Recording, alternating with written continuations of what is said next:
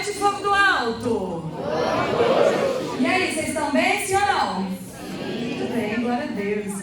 Me apresentar brevemente, para quem não me conhece, eu me chamo Ana Nery. Oi, Ana Nery. Eu tenho 31 anos. Só isso.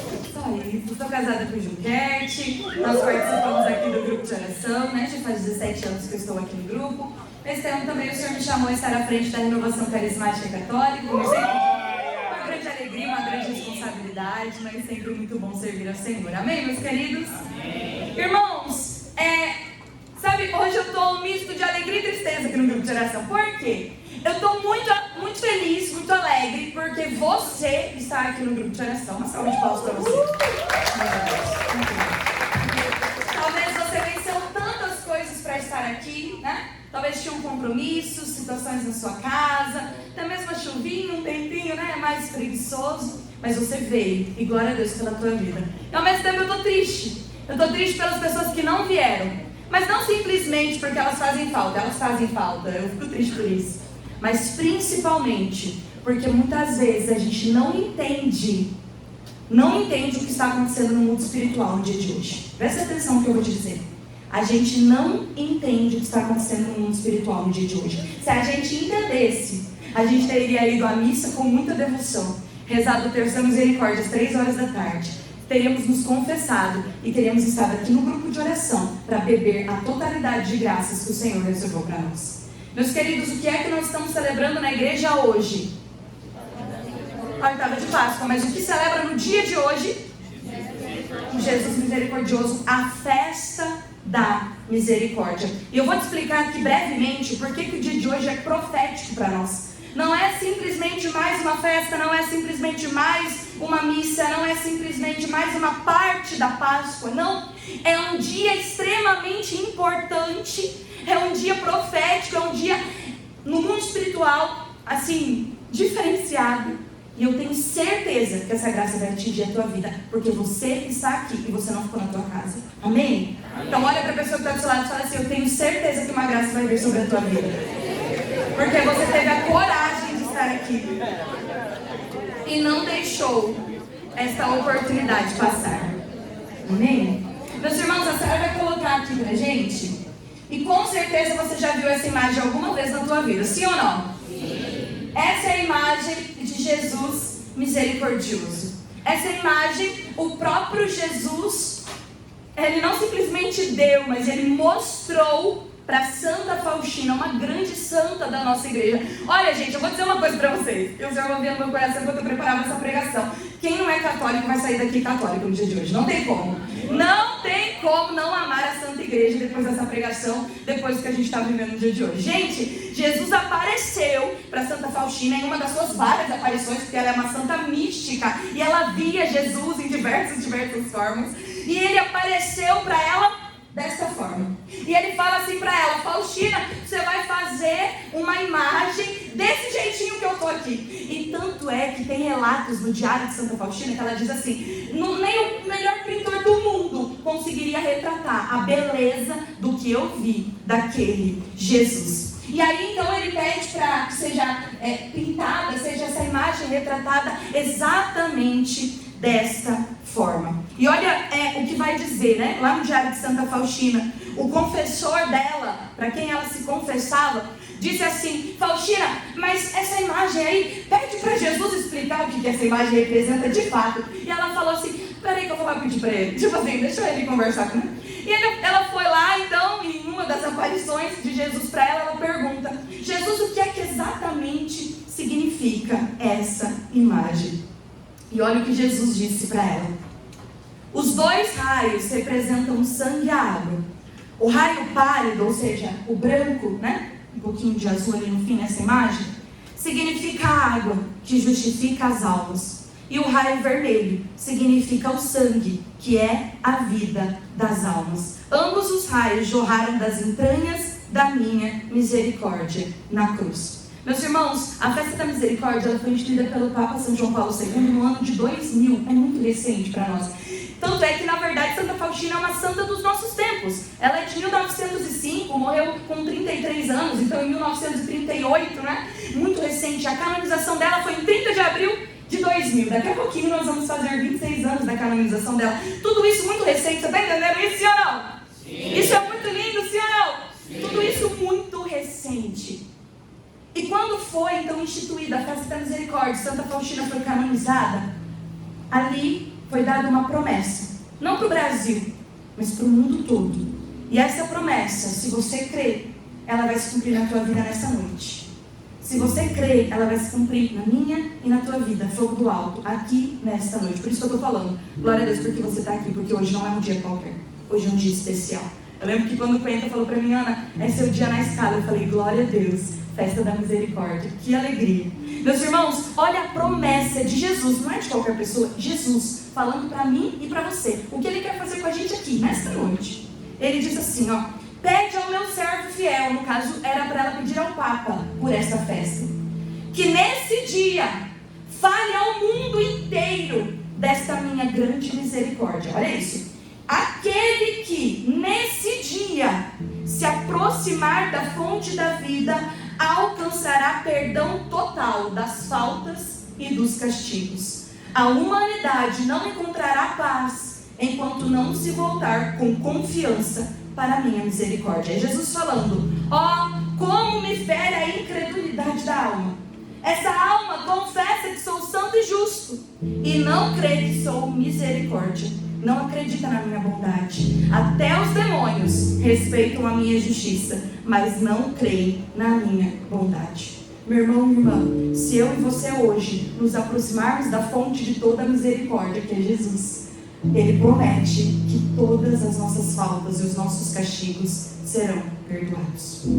Tem uma outra fala para Santa Faustina, que Jesus promete assim, aqueles que se aproximarem de mim, no dia da misericórdia, eu vou fazer justiça tamanha na vida deles, que os seus inimigos serão envergonhados, tamanha a honra que eu vou depositar na vida daquele filho e filha que se aproximar de mim. Hoje é um dia especial para que eu e você tomemos posse de graças sobre graças do Senhor, amém?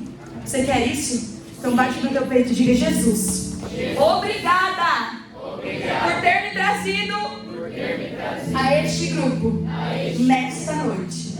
Eu quero tudo o que o Senhor preparou para a minha vida nesta festa da misericórdia. Amém? Quero te convidar, meu irmão, que você pegue a tua palavra em João capítulo 19.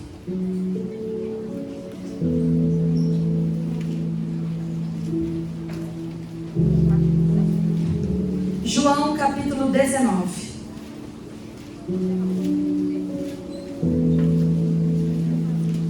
Você vai lá para o versículo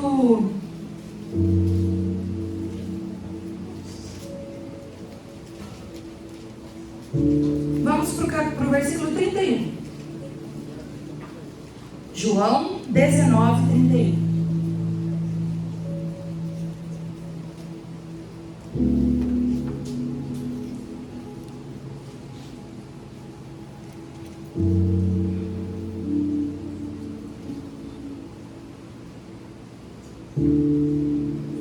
Amém?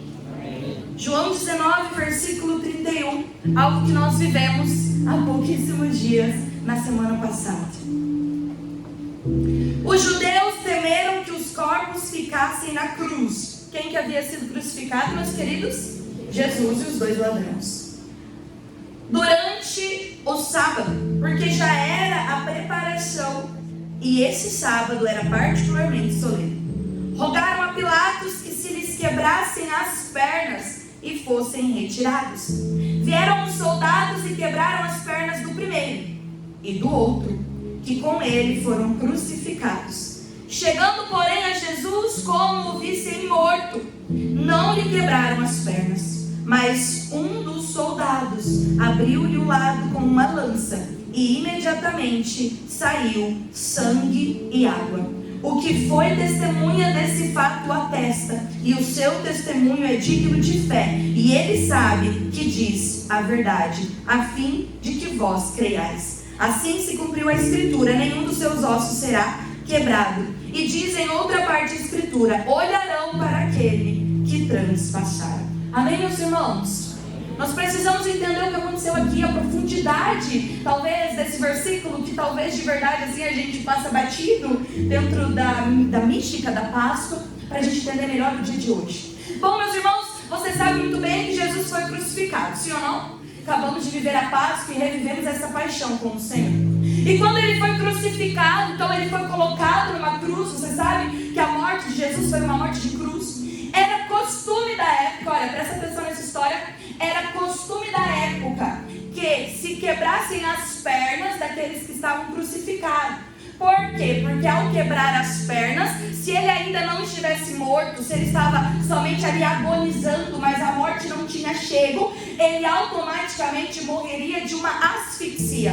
Porque quando vai estudar de fato a crucificação, né, não vou me delongar aqui, mas várias questões fisiológicas acontecem no corpo humano, e uma das principais é a falta do ar, porque a crucificação, né, muitas vezes a gente olha a imagem de Jesus crucificado e parece que ele está bem penduradinho ali, né, mas aqueles cravos que passam ali pelo seu braço causam uma grande asfixia, uma grande dificuldade na respiração. Então quebrar a perna era como se deixasse aquele corpo pendurado e ele já não conseguiria fazer um movimento de respiração, então ali era fatal. Aquela pessoa com certeza morreria se ela não tivesse morrido com a crucificação ou com todos os flagelos que houveram antes. E a gente sabe que Jesus foi flagelado de maneira exorbitante, muito mais que era o comum da época. Tudo bem até aqui, sim ou não?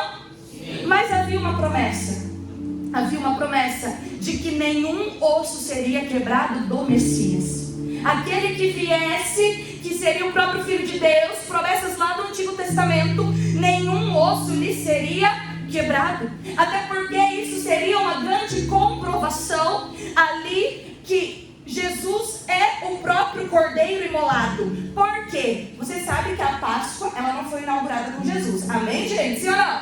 Sim. Eu estou falando com gente inteligente, sim ou não? A Páscoa não foi inaugurada com Jesus. A Páscoa era uma festa dos judeus. Tranquilo até aqui? E os judeus, quem assiste The Chosen vai lembrar dessa cena. Eles pegavam então ali, né, o cabrito sem manchas e levava para o sacrifício no templo. Sabe dessa história, não é? E, né, ali aquela oferta, ela não podia ter nenhum osso quebrado, não podia ter nenhuma mancha, tinha que ser perfeito. Se Jesus tivesse seus ossos quebrados, poderiam duvidar que ele era o Cordeiro perfeito. Porque o Cordeiro perfeito, para o sacrifício perfeito, não podia ter nenhuma mancha, nada podia estar estragado, não podia estar nada errado, né, tadinho do bichinho. Mas é mais ou menos isso, né? Nada poderia estar errado, ele tinha que estar perfeito. E se Jesus tivesse um osso quebrado, poderiam duvidar, ele não é o Messias, mesmo após toda a crucificação. E você sabe muito bem que as pessoas duvidaram mesmo depois da crucificação. Então essa profecia se cumpre, porque as pernas de Jesus não são quebradas. Vai dizer a palavra que a gente acabou de ler, que quando aqueles soldados olharam para Jesus, eles viram, ele já está morto. Então eu não preciso quebrar as suas pernas. Ali se cumpre já uma profecia. Mas daí os soldados fazem o quê? Então vamos pegar uma lança e vamos transpassar o lado. Isso não era uma prática comum, mas já que ele já estava morto, não precisaria quebrar as pernas, vamos então transpassar o lado. Meio que tipo assim, vamos só ter certeza aqui, sabe?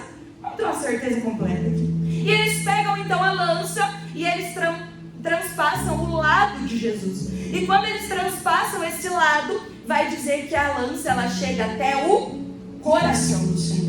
E quando aquela lança fere o coração, daquele coração não saiu somente sangue, mas saiu também água. E a palavra é muito clara em dizer, eu acho muito bonito isso aqui na palavra. Porque com certeza uns cabeção tipo eu e você falaria assim, tá bom, para, isso é história, né? Quem estava lá para ver? E aí a palavra é muito clara para dizer, né?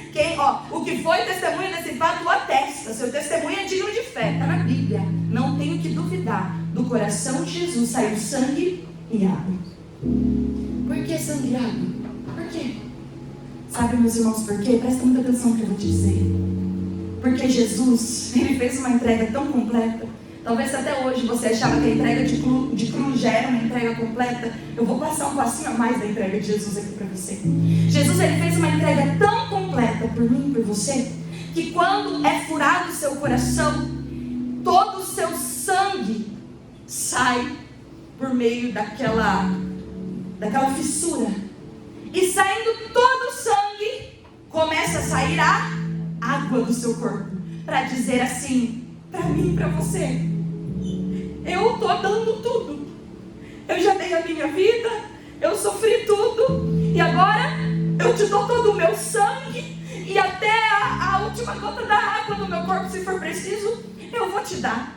É isso que Jesus faz ali naquela cruz. Escorre todo o sangue, escorre a água, para dizer para mim e para você, tudo eu te dei, tudo. Meu irmão, minha irmã, o coração de Jesus está aberto para mim e para você. Totalmente aberto e livre, disponível, não ficou nada. Jesus não guardou nada para ele, nem o seu sangue, nem sua água. Tudo ele entregou pela minha vida e pela sua.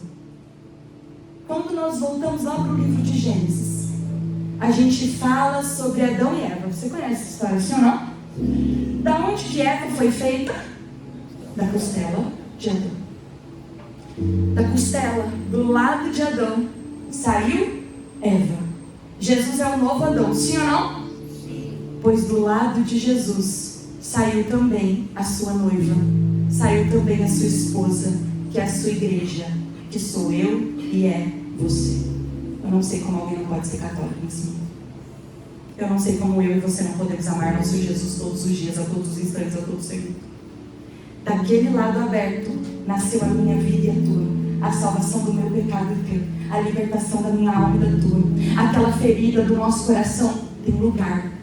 Aquela carência do teu coração tem lugar. A gente não precisa das coisas desse mundo. Aquela dor mais profunda do teu coração, que talvez ninguém sabe que você está passando, ela tem lugar.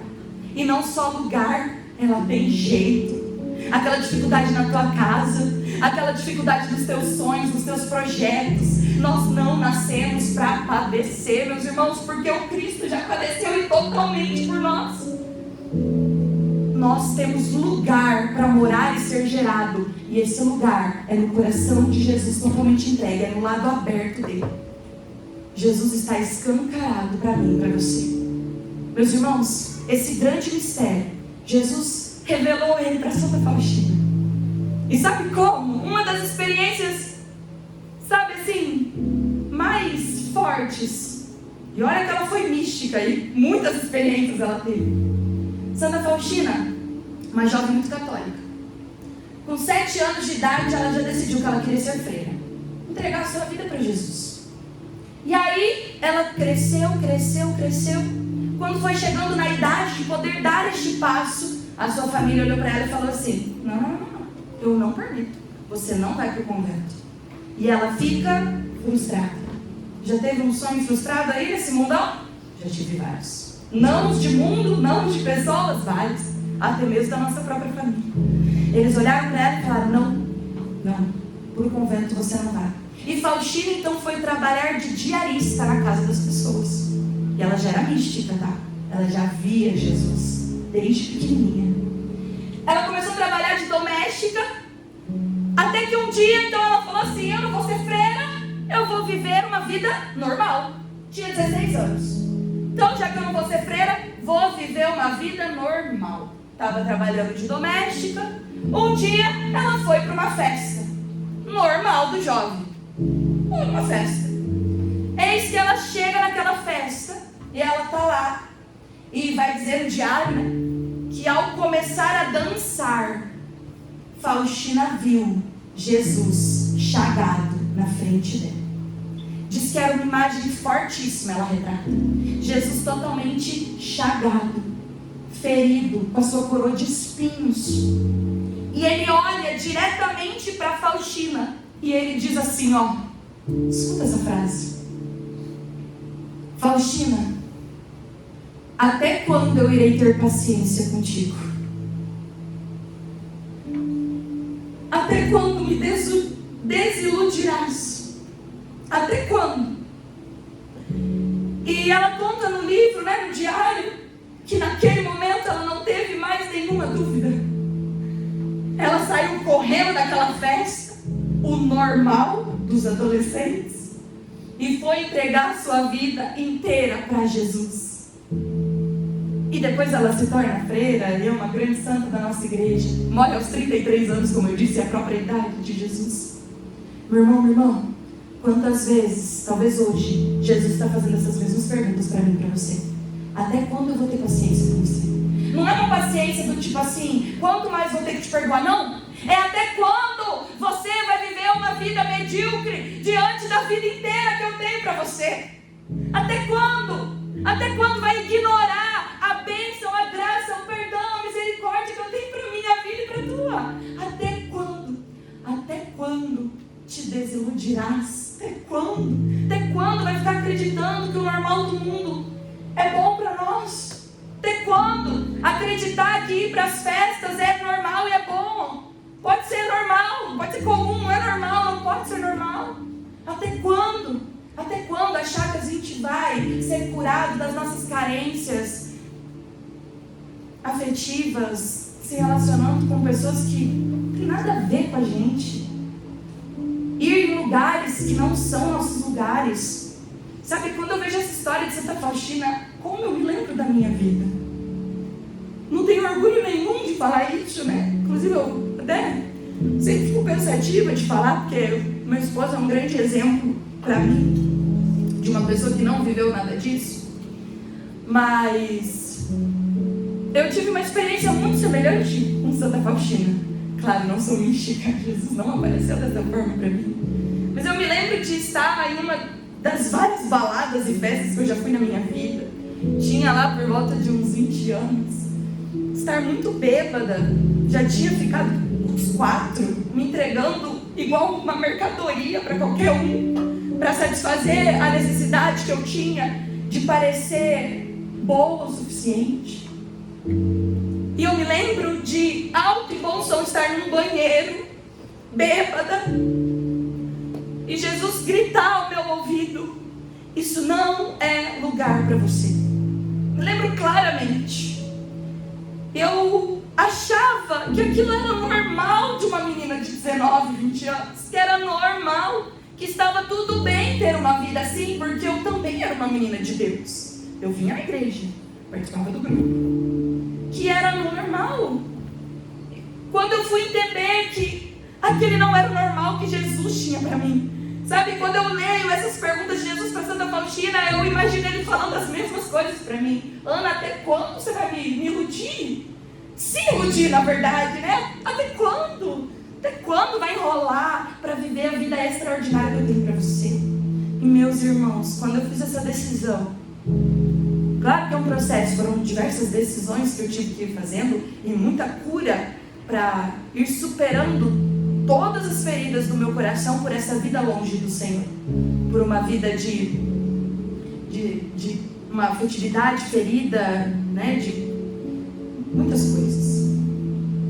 Até que um dia eu encontrei de fato uma vida totalmente diferente e eu nunca mais tive vontade de voltar.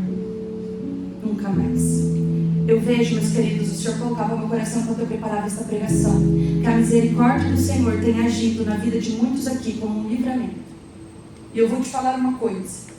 Eu, na minha adolescência, quando eu era mais jovem, já tinha me relacionado de diversas formas com várias pessoas. Mas eu sinto que a misericórdia de Deus guardou a minha pureza na minha virgindade. Isso é um exemplo, um testemunho da minha vida. Então, apesar de eu ter vivido várias experiências, eu tive a graça de casar virgem com meu esposo. Eu estou te dando esse exemplo porque eu vejo que a misericórdia nos dias de hoje, na vida de muitos aqui, está agindo como livramentos. O Senhor está dando a graça de que coisas piores não aconteçam na tua juventude, para que esse start seja mais fácil. Está talvez te livrando de experimentar algo a mais, de ter algo mais afundado, de se afundar mais em até mesmo depressão, vícios, vontades, desejos, saudades, para que o retorno seja mais fácil. Isso é uma grande graça, pode ter certeza. O retorno é mais fácil quando a gente se afunda menos. E o Senhor aqui nesta noite, Ele quer olhar para mim e para você e dizer: vem, tem lugar para você aqui no meu lado aberto. Não precisa procurar nas coisas deste mundo. Faustina tinha ido só numa festa, estava começando a dançar. Quantos de nós aqui já fizemos isso? Mas ela estava querendo saciar um não, uma frustração da vida dela, você percebe? Igualzinho a nossa vida. Vem saciar a tua frustração, os teus nãos, as tuas dificuldades, sejam na ordem que for da tua vida. No lado aberto de Jesus, é ali o nosso lugar, nenhum outro. É ali o nosso lugar. Amém, meus irmãos? Você que deseja isso, eu quero te convidar, vai ficando de pé, para a gente poder agora tomar posse mais completamente dessa graça.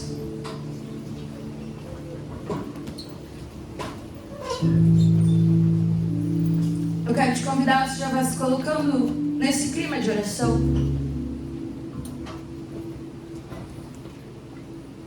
E com os teus olhos fechados, eu quero mais uma vez ler a promessa de Deus para nós nesta noite. Aquele que nesse dia se aproximar da fonte da vida alcançará perdão total das faltas e dos castigos. Meu irmão, minha irmã, se eu e você nos aproximarmos hoje desse Jesus, desse lado aberto, fonte da vida, não vai ter mais, não é perdão total, você está entendendo? Novamente eu vou ler o final. Essa alma confessa que sou santo e justo, mas não crê que sou misericórdia. Meu irmão, Jesus quer te mostrar que Ele é misericórdia e que Ele é capaz de perdoar tudo. Ana, mas você não sabe o que eu fiz. Tudo é tudo. Não há meio termo. Aqui Jesus não põe parênteses. É tudo, é tudo. Toda falta, todo pecado, toda angústia, toda experiência. Jesus é capaz de limpar, curar, restaurar tudo. E é isso que Ele quer fazer comigo e com você aqui nesta noite.